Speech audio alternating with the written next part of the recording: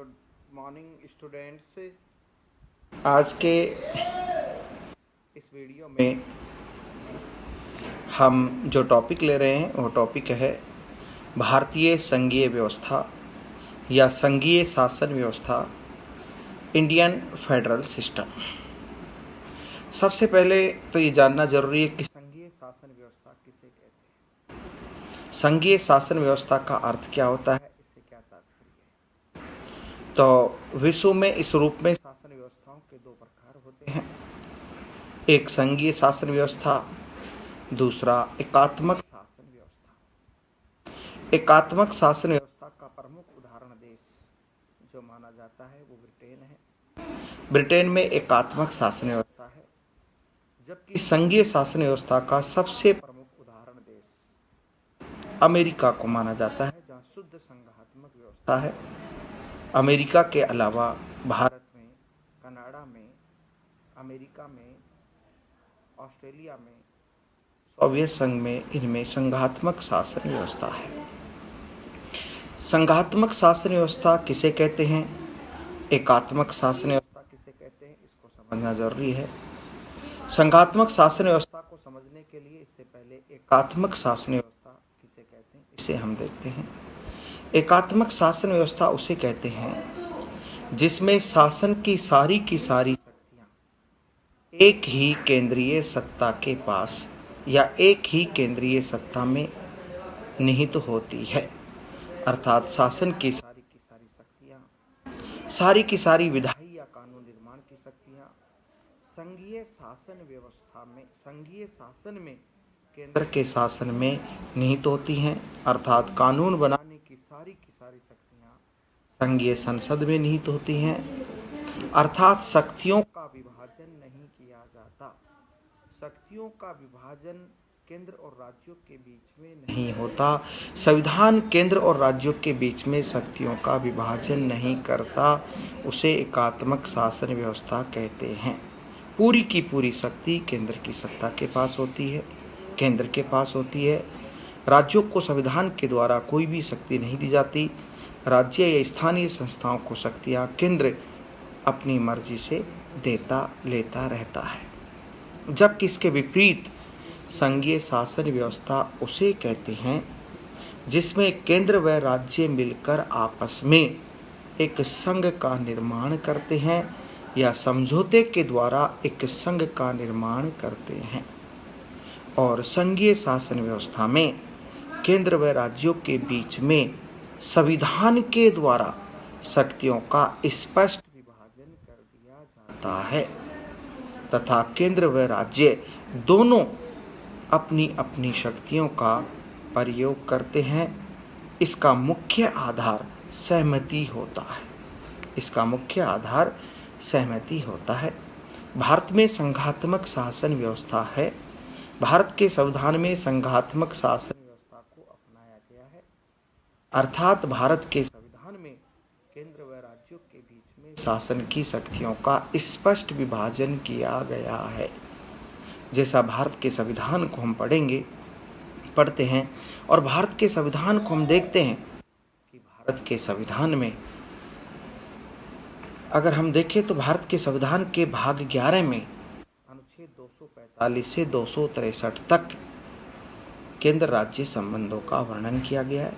और इसके अंतर्गत हम देखते हैं कि केंद्र राज्य संबंधों या केंद्र राज्य विधायी संबंधों के अंतर्गत भारत के संविधान में 3 सूचियां बनाई गई हैं: संघ सूची, राज्य सूची, समवर्ती सूची। संघ सूची में वर्तमान में 100 विषय हैं और संघ सूची के विषयों पर कानून बनाने की शक्ति केंद्र के पास है, संसद के पास है। जबकि राज्य सूची में वर्तमान में कुल 61 विषय हैं।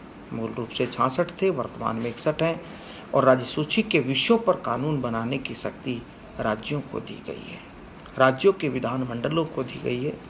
जबकि तीसरी सूची है समवर्ती सूची। समवर्ती सूची में ऐसे विषयों को रखा गया है जिनका संबंध केंद्र और राज्य दोनों से है, जो केंद्रीय महत्व के और राज्य महत्व के विषय हैं और इन पर कानून केंद्र व राज्य दोनों बना सकते हैं।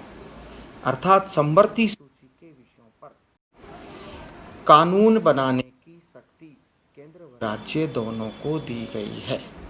हालांकि ये प्रावधान किया गया है कि अगर केंद्र व राज्य दोनों समवर्ती सूची के किसी एक विषय पर कानून बनाते हैं और दोनों के कानून में या दोनों के द्वारा बनाए गए कानून में अगर कोई विरोधाभास होता है, कोई टकराव होता है, तो उस स्थिति में केंद्र का कानून लागू रहेगा तथा राज्य का कानून उस सीमा तक समाप्त होगा या माना जाएगा जहां तक कि वो केंद्र के कानून से टकराता है। अर्थात राज्य के कानून के वो अंश, वो प्रावधान जो केंद्रीय कानून से टकराते हैं वो स्वतः ही समाप्त माने जाएंगे। तो भारत के संविधान में संघात्मक शासन व्यवस्था के अंतर्गत केंद्र व राज्यों के बीच विषयों का बंटवारा करने के लिए या विधायी शक्तियों का बंटवारा करने के लिए 3 सूचियां बनाई गई हैं। संघ सूची, राज्य सूची, समवर्ती सूची। संघ सूची में मूल रूप से 97 विषय थे, वर्तमान में 100 हैं। राज्य सूची में मूल रूप से 60 विषय थे, वर्तमान में 61 हैं। समवर्ती सूची में मूल रूप से 47 विषय थे, वर्तमान में 52 हैं। एक और महत्वपूर्ण बात, इन तीनों सूचियों में जिन विषयों का वर्णन किया गया है उनके अतिरिक्त यदि कोई विषय है या कोई विषय उत्पन्न होता है जिसका वर्णन इन तीनों सूचियों में नहीं है तो उसे अवशिष्ट विषय माना जाएगा, उसे अवशिष्ट विषय कहा जाएगा। और अवशिष्ट विषय हमारे यहाँ पर केंद्र को दिए गए हैं, अर्थात कोई विषय अवशिष्ट विषय है तो उस पर कानून केंद्र के द्वारा बनाया जाएगा, उस पर कानून बनाने की शक्ति केंद्र के पास होगी।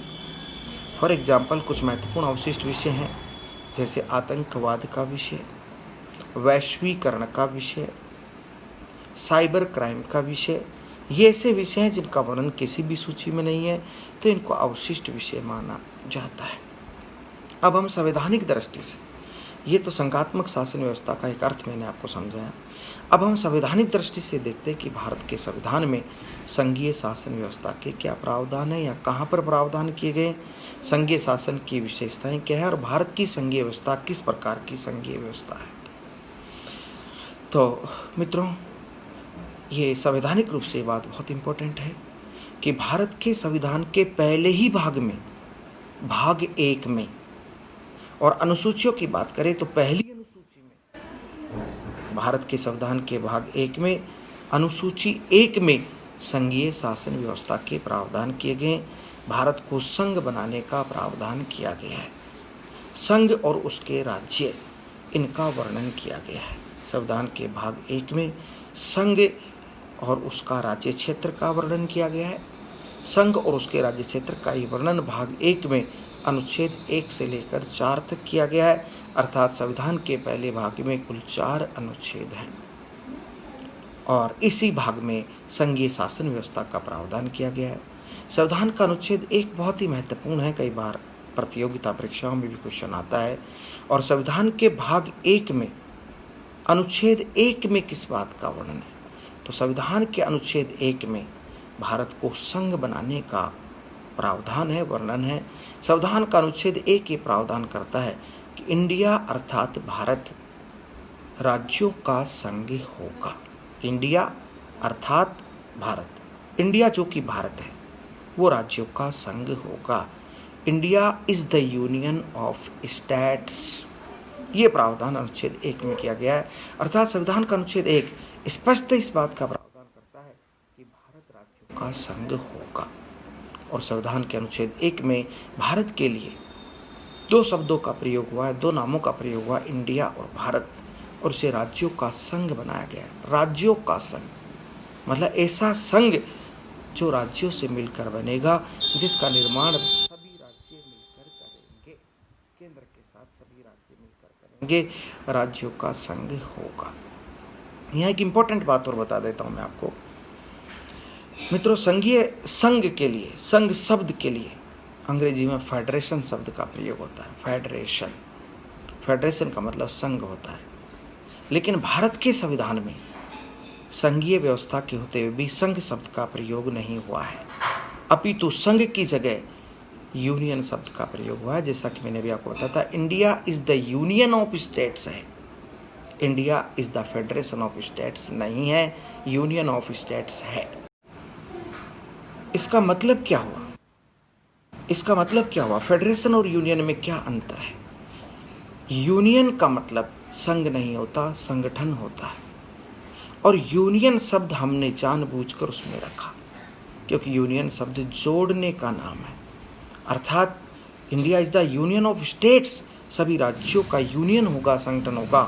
कोई भी राज्य इससे अलग नहीं हो सकता। किसी भी राज्य को संघ से अलग होने का अधिकार नहीं दिया गया। जबकि फेडरेशन, जो कि अमेरिका में है, जहाँ फेडरेशन होता है वहाँ एक समझौता होता है केंद्र राज्यों के बीच में, और केंद्र और राज्य जब समझौते के आधार पर संगठित होते हैं तो ये प्रावधान भी उसमें होता है कि कोई भी राज्य चाहे तो इस समझौते से अलग हो सकता है, अपने आप को पृथक कर सकता है, अलग घोषित कर सकता है। इसलिए हमने यूनियन शब्द का प्रावधान किया है। ये एक बात है।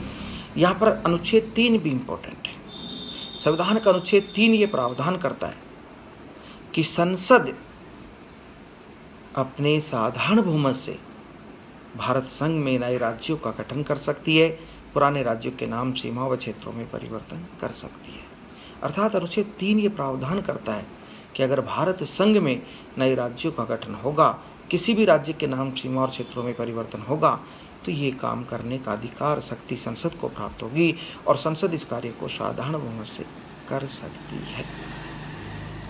मित्रों, भारतीय संघ व्यवस्था की बात करें तो स्वतंत्रता प्राप्ति के बाद भारत के संघ के निर्माण की प्रक्रिया शुरू हुई, और संघ के निर्माण की प्रक्रिया शुरू हुई तो उस समय जो देशी रियासतें थी उनका एकीकरण करके भारतीय संघ का निर्माण किया गया, और इसमें सरदार वल्लभ भाई पटेल का सबसे महत्वपूर्ण योगदान माना जाता है। भारतीय संघ कब बना, कैसे बना, इसके निर्माण की बात करें तो भारतीय संघ का निर्माण 7वें संशोधन अधिनियम 1956 के द्वारा 1 नवंबर 1956 को हुआ था, और 1 नवंबर 1956 को 14 राज्यों और 6 केंद्र शासित प्रदेशों को मिलाकर भारत संघ बना था।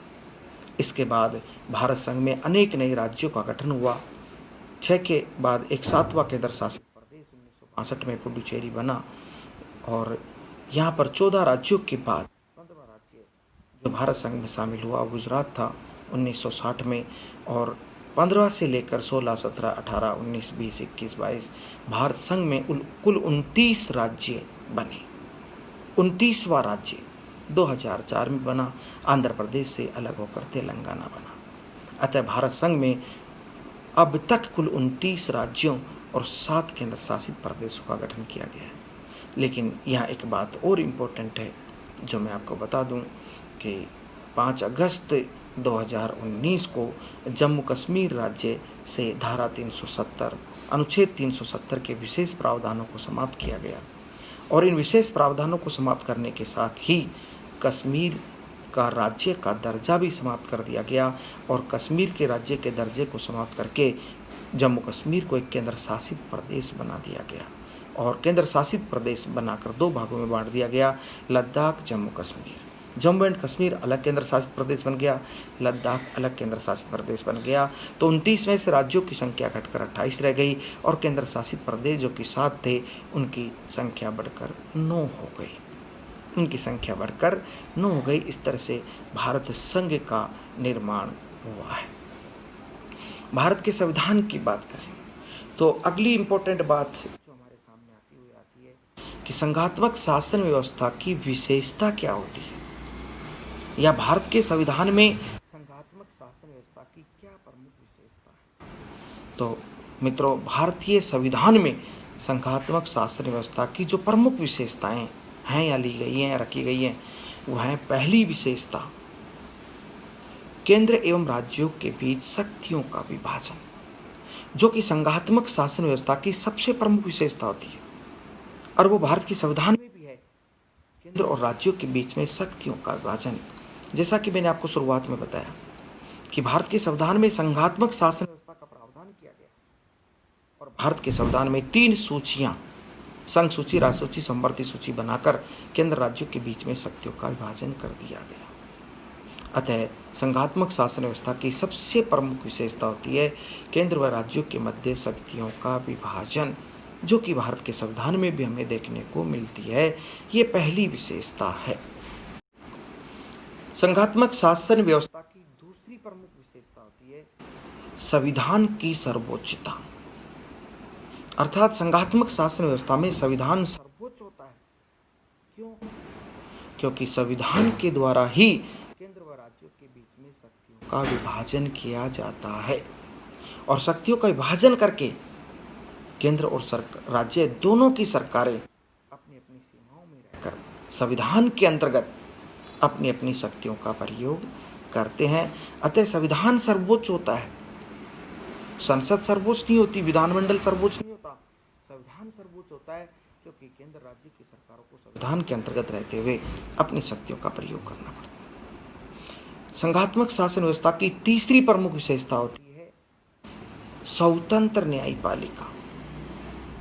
प्रिय विद्यार्थियों, संघात्मक शासन व्यवस्था में न्यायपालिका स्वतंत्र होती है, ना वो केंद्र के अधीन होती है ना राज्यों के अधीन होती है। ऐसा इसलिए किया जाता है क्योंकि संघात्मक शासन व्यवस्था में केंद्र का शासन अलग होता है, राज्यों का शासन अलग होता है और दोनों के बीच में शासन की शक्तियों का बंटवारा कर दिया जाता है। अब यदि केंद्र व राज्यों के बीच में कोई विवाद उत्पन्न होता है, किसी भी प्रकार का कोई विवाद उत्पन्न होता है, तो उसका समाधान करने की शक्ति अंतिम रूप से न्यायपालिका की होती है, सर्वोच्च न्यायालय की होती है। अतः न्यायपालिका को केंद्र राज्य दोनों से स्वतंत्र रखा जाता है ताकि वो स्वतंत्रतापूर्वक न्याय कर सके, निर्णय दे सके। संघात्मक शासन की चौथी प्रमुख विशेषता होती है संसद का उच्च सदन राज्यों का सदन होता है। जैसे भारत में संसद का उच्च सदन राज्यसभा है और राज्यसभा राज्यों का सदन है, अर्थात राज्यसभा में प्रत्येक राज्य को प्रतिनिधित्व दिया गया है। हालांकि हमारे यहाँ अमेरिका की तरह समान प्रतिनिधित्व नहीं है, अलग अलग राज्यों से जनसंख्या के आधार पर अलग अलग संख्या में लोग चुनकर आते हैं, लेकिन चूंकि राज्यसभा के सदस्यों का चुनाव राज्यों के विधानमंडलों के द्वारा किया जाता है। विधानमंडल के सदस्य राज्यसभा के सदस्यों को चुनकर भेजते हैं और राज्यसभा के वो सदस्य अपने अपने राज्यों का प्रतिनिधित्व करते हैं। अतः संसद का उच्च सदन राज्यों का सदन होता है।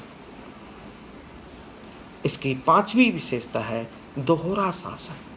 संघात्मक शासन व्यवस्था में शासन दोहरा होता है, एकीकृत नहीं होता। केंद्र का शासन या सरकार अलग होती है, राज्य का शासन या सरकार अलग होती है और दोनों की शक्तियां भी अलग अलग होती हैं। दोनों के बीच में शासन की शक्तियों का स्पष्ट बंटवारा कर दिया जाता है। ये संघात्मक शासन व्यवस्था की प्रमुख विशेषता है, भारत के संविधान में दी गई है। लेकिन एक बात और इम्पोर्टेंट है, क्या भारत में शुद्ध संघात्मक व्यवस्था है? अनेक विद्वानों ने भारतीय संघ व्यवस्था के बारे में अलग अलग प्रकार के मत व्यक्त किए हैं, अलग अलग प्रकार के मत व्यक्त किए हैं। जैसा कि महान विद्वान कैसी वियर भारतीय संघ व्यवस्था को अर्ध संघ व्यवस्था कहता है। वो कहता है कि भारतीय संघ व्यवस्था संघात्मक कम एकात्मक अधिक है, दोनों का मिश्रण है, दोनों का मिश्रण है। प्रोफेसर डी बासु कहते कि भारतीय संघात्मक व्यवस्था ना तो नितांत संघात्मक है ना नितांत एकात्मक है, अपितु दोनों का मिश्रण है। ये एक अनुपम प्रकार की मिश्रित व्यवस्था है। मॉरिस जोन्स कहते हैं भारतीय संघ व्यवस्था का ढांचा संघात्मक है, परंतु आत्मा एकात्मक है, भावना एकात्मक है, शरीर एकात्मक है। इस तरह से अनेक विद्वान भारतीय संघ व्यवस्था को शुद्ध संघात्मक व्यवस्था नहीं मानते। शुद्ध संघात्मक व्यवस्था नहीं मानते क्यों? भारतीय संघ व्यवस्था को सहयोगी संघ या सहकारी संघ व्यवस्था कहा जाता है, क्योंकि भारतीय संघ व्यवस्था में संघात्मक शासन की विशेषताओं के साथ भारत के संविधान में अनेक विशेषता एकात्मक शासन व्यवस्था की भी देखने को मिलती है। भारतीय संविधान में संघात्मक शासन व्यवस्था को अपनाया गया, लेकिन संविधान सभा के सदस्यों ने, विशेषज्ञों ने जानबूझकर संघात्मक शासन के साथ साथ एकात्मक शासन की विशेषताओं को भी संविधान में रखा। और उसका कारण यह था क्योंकि भारत एक विविध भाषी, विविध धर्म, विभिन्न क्षेत्र और अनेक प्रकार की विविधताओं से भरपूर देश है। अतः यहाँ पर विभाजन की संभावना अधिक थी। विभाजन की संभावना अधिक थी और हम हमारे देश को यूनाइट रखना चाहते थे, जोड़कर रखना चाहते थे। अतः हमने संघात्मक शासन व्यवस्था के होते हुए भी संविधान में अनेक विशेषता एकात्मक शासन की रखी। अब भारत के संविधान में ऐसी कौन कौन सी विशेषता जो एकात्मक शासन की, जैसे एक ही संविधान। भारत में केंद्र व राज्य दोनों का संविधान एक ही है। केंद्र व राज्य दोनों की शासन व्यवस्थाएं एक ही संविधान के अंतर्गत चलती हैं। जबकि हम अमेरिका की बात करें, जो संघात्मक शासन व्यवस्था का सबसे प्रमुख उदाहरण देश है, वहाँ की बात करें तो वहाँ पर संविधान दोहरा है। 2 प्रकार का संविधान है। केंद्र का संविधान अलग है, राज्यों का संविधान अलग है। केंद्र की शासन व्यवस्था केंद्रीय संविधान के अंतर्गत चलती है, राज्यों की शासन व्यवस्था राज्य के संविधान के अंतर्गत चलती है। दूसरी विशेषता है एकीकृत न्यायपालिका, एक ही न्यायपालिका। जैसे संघात्मक शासन व्यवस्था, जैसे कि अमेरिका में न्यायपालिका दोहरी है, 2 प्रकार की है। वह केंद्र का सर्वोच्च न्यायालय अलग है, राज्यों के सर्वोच्च न्यायालय अलग है। जबकि हमारे यहाँ पूरे देश का एक ही सर्वोच्च न्यायालय है।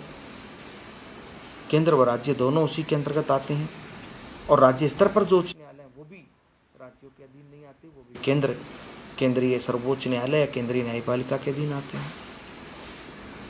तीसरी प्रकार की विशेषता है इकहरी नागरिकता। अमेरिका में दोहरी नागरिकता है।